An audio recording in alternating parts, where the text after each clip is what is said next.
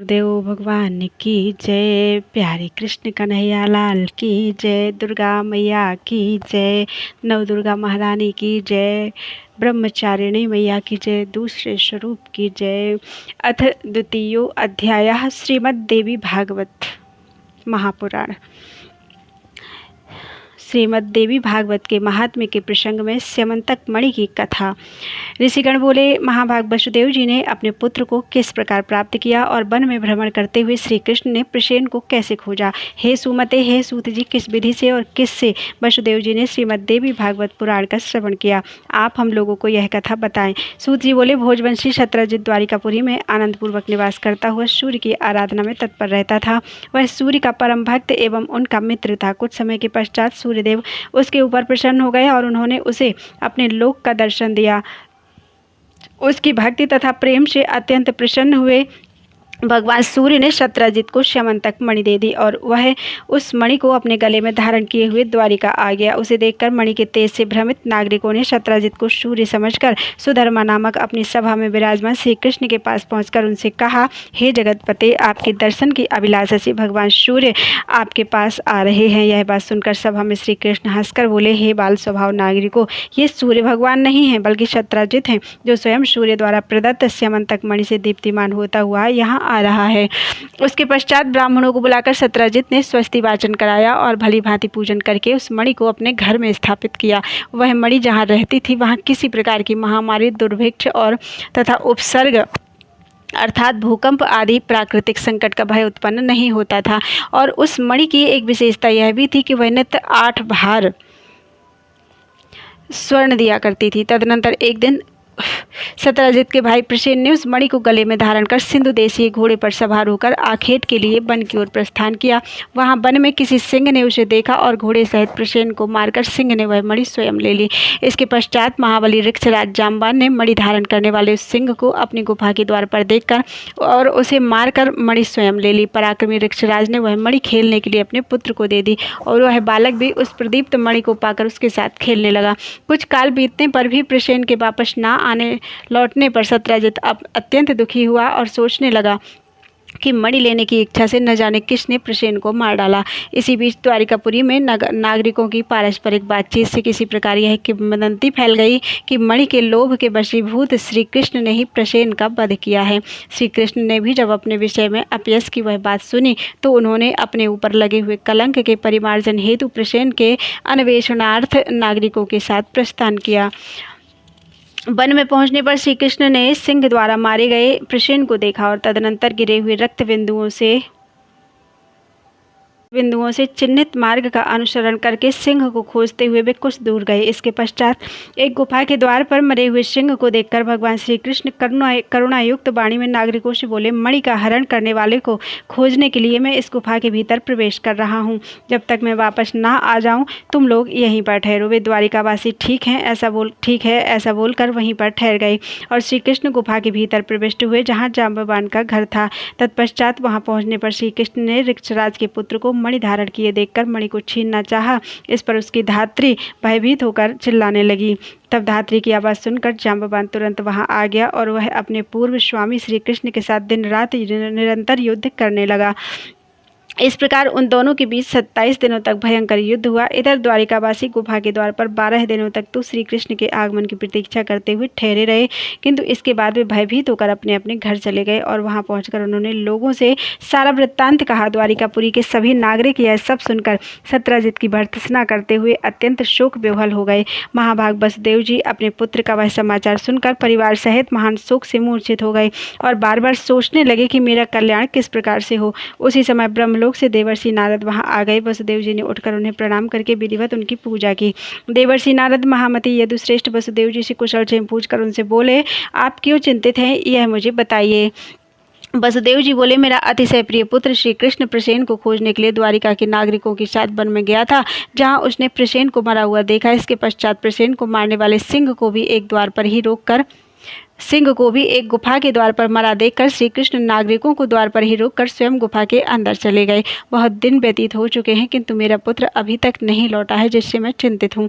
अतः हे मुने, आप कोई ऐसा उपाय बताइए जिससे मैं अपने प्रिय पुत्र को प्राप्त कर सकूं। नारद जी बोले, हे यदुश्रेष्ठ, आप पुत्र की प्राप्ति के लिए अंबिका देवी की आराधना कीजिए। उनकी आराधना से शीघ्र ही आपका कल्याण होगा। वसुदेव जी बोले, हे भगवान, वे देवी कौन है? वे महेश्वरी किस प्रकार के प्रभाव वाली हैं तथा उनकी आराधना किस प्रकार से की जाती है? हे देवर्षि, कृपा करके यह बताइए।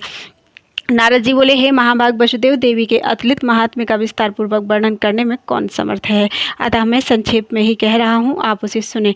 जो भगवती शाश्वत सच्चिदानंद स्वरूपा और परात्परतरा देवी हैं तथा जिनके द्वारा यह जगत व्याप्त है, जिनकी आराधना के प्रभाव से ही ब्रह्मा इस चराचर सृष्टि की रचना करते हैं, जिनका स्तवन करके भगवान विष्णु मधुकैटभ के भय से मुक्त हुए तथा जिनकी कृपा से वे विश्व का पालन पोषण करते हैं, जिनके कृपा कटाक्ष मात्र से भगवान शंकर जगत का संहार करते हैं और जो संसार के बंधन की कारण रूपा हैं, वे ही मुक्ति प्रदान करने वाली हैं, वे ही परम विद्या स्वरूपा हैं और वे ही समस्त ईश्वरों की भी ईश्वरी हैं। अतः आप नवरात्र विधान के अनुसार जगदम्बा की विधिवत पूजा करके 9 दिनों में इस श्रीमद् देवी भागवत पुराण का श्रवण कीजिए, जिसके श्रवण मात्र से आप शीघ्र ही अपने पुत्र की प्राप्ति कर लेंगे। इस पुराण का पाठ तथा श्रवण करने वाले मनुष्यों से भोग एवं मोक्ष दूर नहीं रहते।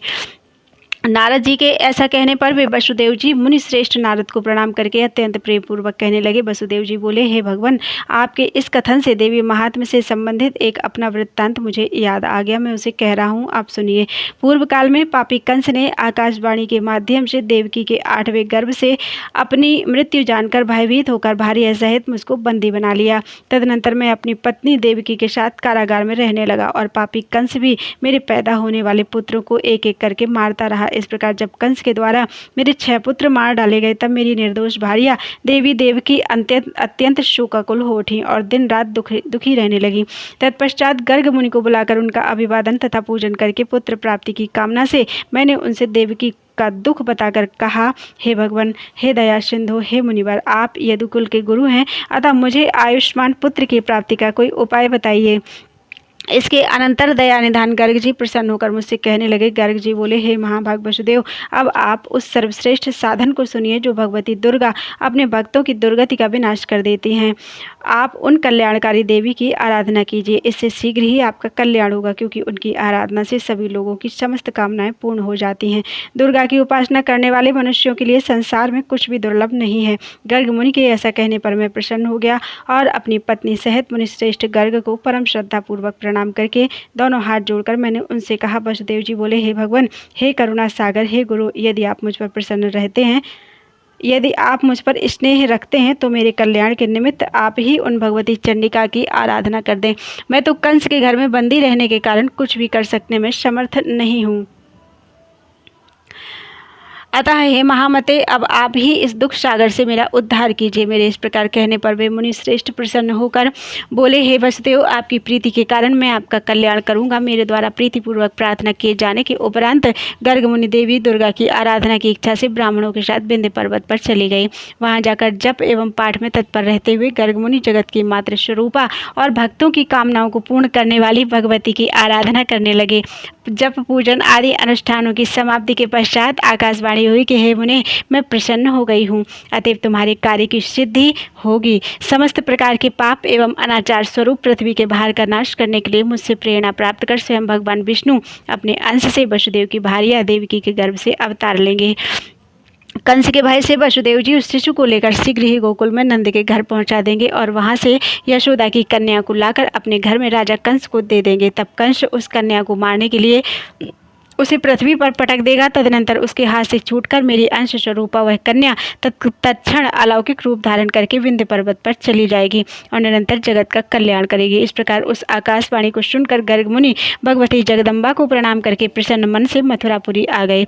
आचार्य गर्ग के मुख से महादेवी के वरदान की बात सुनकर मैं पत्नी सहित अत्यंत प्रसन्न हुआ और परम आनंद विभोर हो उठा।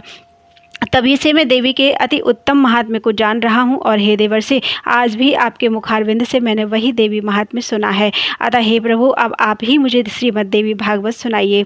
हे दयानिधान, मेरे सौभाग्य से ही आप यहाँ पधारे हुए हैं। वसुदेव जी का वचन सुनकर प्रसन्न मन वाले नारद जी ने शुभ दिन एवं शुभ नक्षत्र में श्रीमद् देवी भागवत की कथा आरंभ की। कथा में आने वाली विघ्न बाधाओं के समनार्थ ब्राह्मण देवी के नवाक्षर अर्थात ओम एम ह्रीम क्लीम चौमुंडाई बिच्चई मंत्र का जप तथा मार्कंडेय पुराण में वर्णित देवी स्तोत्र का पाठ करने लगी। प्रथम स्कंद के आरंभ से ही वसुदेव जी देवर्षि नारद के मुख से निश्चित अमृत स्वरूप श्रीमद् देवी भागवत पुराण का भक्तिपूर्वक श्रवण करने लगे। 9वें दिन कथा की समाप्ति होने पर महामनस्वी वसुदेव जी ने श्रीमद् देवी भागवत ग्रंथ तथा कथावाचक दोनों की प्रसन्नतापूर्वक पूजा की। उधर कंदरा में श्री कृष्ण तथा जाम्बवान के बीच चल रहे युद्ध में श्री कृष्ण के मुष्टिक प्रहारों से जाम्बवान का शरीर अत्यंत शिथिल पड़ गया था। उसी समय जाम्बवान को भी पूर्व काल की घटनाएं याद आ गईं और भगवान श्री कृष्ण को परम भक्ति के साथ प्रणाम करके अपने अपराध के लिए क्षमा याचना करते हुए उसने श्री कृष्ण से कहा, अब मुझे ज्ञात हो गया कि आप रघुश्रेष्ठ श्री राम ही हैं, जिनके भयंकर कोप से सागर तथा लंका नगरी दोनों क्षुब्ध हो गए थे और रावण अपने बंधु बांधवों सहित मारा गया था। हे श्री कृष्ण, राम आप ही हैं, अतः मेरी धृष्टता को क्षमा करें। मैं आपका सर्वथा सेवक हूँ, अतएव मेरे योग्य जो भी कार्य हो उसके लिए मुझे आदेश दीजिए। जाम्बवान का वचन सुनकर जगतपति श्री कृष्ण बोले, हे रक्षराज, मणि प्राप्त करने के लिए हम लोग इस कंदरा में आए हुए हैं।